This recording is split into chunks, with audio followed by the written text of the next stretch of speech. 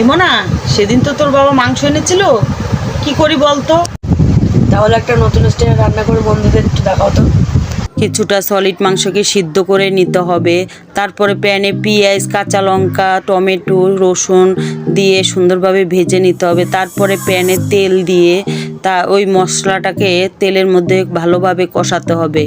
কষানো হয়ে গেলে তারপরে আদা বাটা, তারপরে ধনে জিরের গুঁড়ো, একটু চিনি পরিমাণ মতন দিয়ে আবারও ভালোভাবে টক দই দিয়ে মাখিয়ে তারপরে ওই যে সিদ্ধ করা মাংসটাকে দিয়ে কষাতে হবে।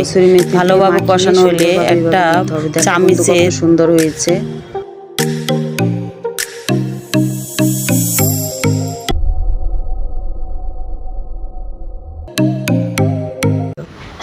দেখো বন্ধুরা, কত সুন্দর চিকেন ভর্তার রেসিপি বানাইছি।